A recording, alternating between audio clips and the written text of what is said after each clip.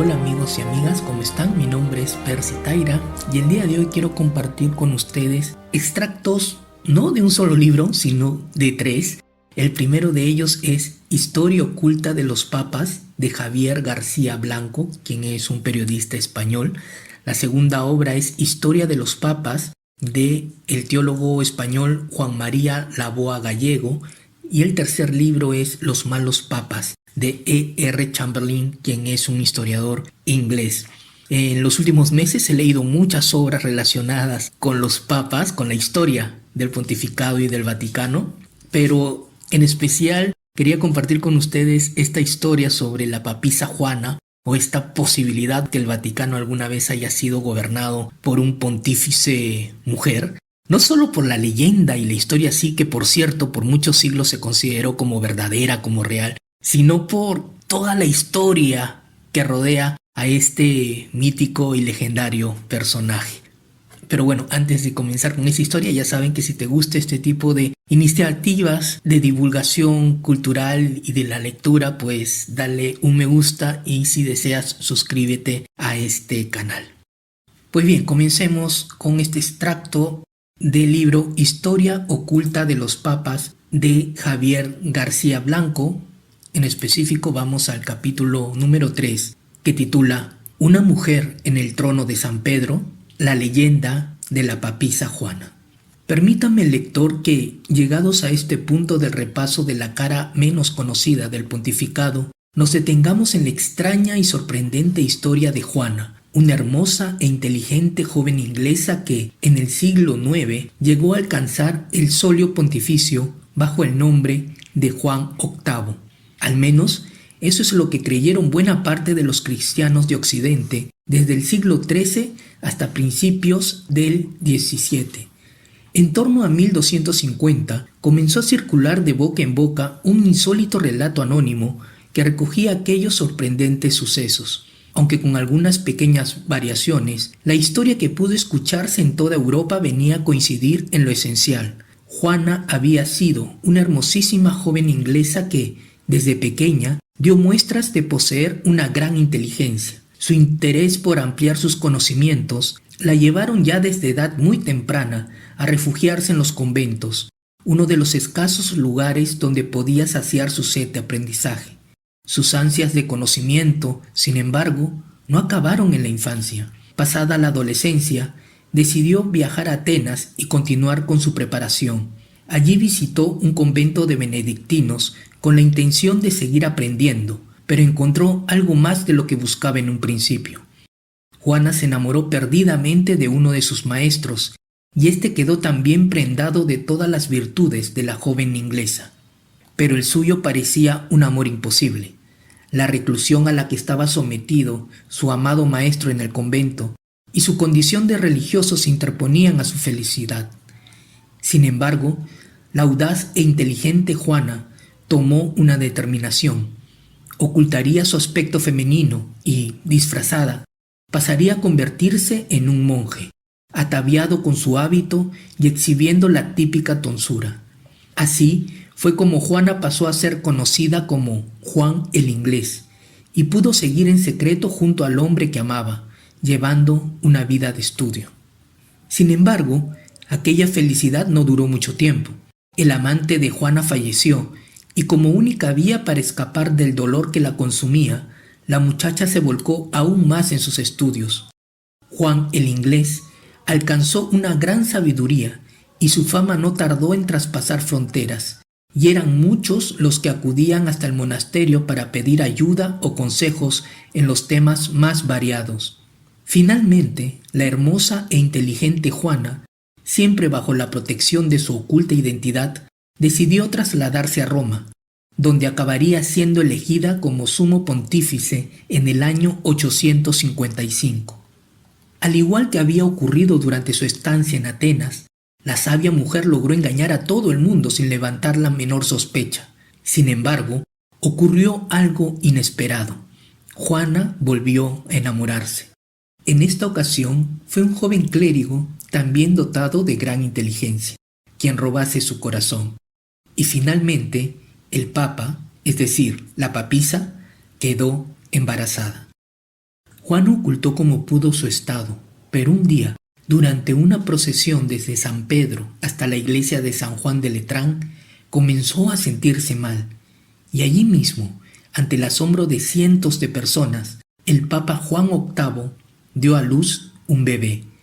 Poco después, deshonrada y descubierta, la sabia papisa Juana falleció tras 2 años, 1 mes y 4 días gobernando la Iglesia de Roma. ¿Hubo una auténtica papisa Juana? Hasta aquí la historia que se extendió como el fuego a partir del siglo XIII. El relato tenía todas las características de lo que hoy denominaríamos una leyenda urbana y caló hondamente en la sociedad de la Edad Media. Incluso varios cronistas como Esteban de Borbón, 1261, o el dominico Martín el Polaco, 1277, recogieron en sus trabajos sobre la historia del pontificado la ya célebre aventura de Juana. De hecho, el suceso acabó dándose por cierto hasta en el seno de la propia iglesia, y en el año 1600 todavía era visible un retrato con el nombre de Joan VIII, Femina ex Anglia, en la galería de bustos pontificios de la Catedral de Siena. Personajes como Boccaccio creyeron firmemente en la historia de Juana, y la leyenda, pues evidentemente solo se trata de eso, perduró durante siglos, alimentado años después por versiones más elaboradas y pornográficas que vieron la luz en el Renacimiento.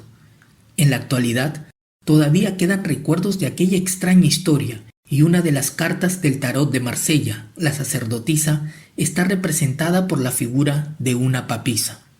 A pesar de que no existía ninguna prueba documental que avalara el sorprendente relato, el pueblo trató de encontrar evidencias que demostraran la existencia de Juana. Así, el hecho de que las procesiones papales evitaran circular por la calle donde supuestamente se produjo el parto de la papisa indicaba sin duda que el hecho había sido real y que se había cambiado a propósito el recorrido. Algo similar ocurrió con una escultura de una madre con un niño que se encontraba en la ruta supuestamente recorrida por Juana. Inmediatamente, el populacho vio en ella a la papisa y su bebé. Otro ejemplo de la búsqueda de señales que indicaran la realidad del rumor llevó a creer a muchos que los asientos perforados de mármol que se empleaban tras el nombramiento de un nuevo pontífice tenían la intención de permitir una prueba mediante la cual se verificaba la identidad masculina del recién consagrado papa. En realidad, dichos asientos de mármol procedían de antiguas termas, lo que explicaba la presencia de tales orificios. Algunos de los estudiosos que han analizado a fondo este curioso relato de la mujer papa han destacado el hecho de que la historia comenzó a difundirse en el siglo XIII, coincidiendo con una época en la que las pretensiones temporales del papado volvían a estar en auge. Efectivamente, el relato posee un tono claramente antipapal, lo que sugiere una intención de crítica que quizá rememorara algún episodio real de la historia en la que igualmente la Iglesia ansiaba el poder temporal. Resulta comprometido afirmar con rotundidad quién pudo inspirar el personaje ficticio de Juana. En opinión de algunos investigadores, el relato de la papisa podría proceder de una fábula bizantina que hacía referencia a una mujer patriarca, sobre la que incluso existen referencias en una misiva dirigida por el Papa León IX al patriarca Miguel Cerulario en el año 1054. Sin embargo, la mayor parte de los estudiosos parecen coincidir actualmente en que no fue una sola mujer, sino 2, las que podrían haber servido de fuente de inspiración para la leyenda de Juana. Y son precisamente estas 2 mujeres, Teodora la Mayor y Marozia, madre e hija, las auténticas protagonistas del siguiente periodo del papado, posiblemente el más oscuro y nefasto de su historia. El segundo extracto es muy breve, es del libro Historia de los Papas, del teólogo español Juan María Laboa Gallego. Él nos cuenta lo siguiente. La primera noticia de esta leyenda, que tiene diversas versiones, aparece en una crónica de 1250 que dice que una mujer ocupó una vez la sede de San Pedro. Vestida de hombre, habría disimulado su sexo a lo largo de una vida inquieta y viajera, llegando a ser notario de la curia, cardenal y por último, papa. Existen otras variantes, pero todas presentan a una joven con dotes intelectuales y grandes habilidades amatorias. Siendo ya papa, cabalgando un día por la ciudad en el recorrido de una solemne procesión, sintió dolores de parto y dio a luz a un niño. La justicia romana la condenó a ser arrastrada por un caballo mientras el pueblo la apedreaba. Esta leyenda fue utilizada con fruición en las polémicas sobre el papado que acompañaron la Reforma protestante. Fue un protestante, sin embargo, David Blondel, en 1590 y 1655, quien demostró la absoluta falta de fundamento de la tradición y quien reconstruyó con seriedad y meticulosidad su origen literario. Resulta difícil determinar con exactitud si los escándalos y la prepotencia de Marozia estuvieron en el origen de la papisa Juana, dado que su pontificado, entre comillas, aparece en un periodo anterior, entre León IV y Benedicto III, durante la usurpación de Anastasio el bibliotecario. El pontificado de Juan XII, nieto de Marozia, pudo aparecer como el del anticristo que se sienta en el templo de Dios. Aquí pues el autor nos regala más detalles sobre esta interesante y fascinante leyenda. Y por último, quiero compartir estos párrafos del libro Los malos papas de E.R. Chamberlain, el historiador inglés. Él, en un capítulo titulado Auge de los Teofilato, nos cuenta lo siguiente. La leyenda de la papisa Juana aparece en forma literaria durante el siglo XIII, cuando las pretensiones temporales del papado estaban en todo su apogeo. Producto de la propaganda antipapal, la naturaleza escabrosa de la leyenda le garantizaba el favor popular y su entrada en el folclore. Se repitió una y otra vez bajo diversas formas y alcanzó su versión más refinada a manos de los eruditos cultivadores de la pornografía renacentista. Según la versión más extendida, Juana fue otra Eloísa, una muchacha anglosajona de gran belleza y cultura que comenzó su carrera en un monasterio disfrazada de monje. Luego fue a Roma y la eligieron papa. Traicionó su secreto cuando dio a luz un niño en el curso de una procesión y murió poco después a causa de la vergüenza y los remordimientos. El relato está hecho con una minuciosidad que hubiera merecido la aprobación literaria del autor de la Donación de Constantino. Se precisa la duración del pontificado de Juana en 2 años, 1 mes y 4 días, es decir, aproximadamente desde el 855 al 858. Una antigua escultura de una madre con su hijo, que se alzaba desde siempre en la ruta procesional, fue transformada en la estatua de la descarriada Juana y su inocente denunciante.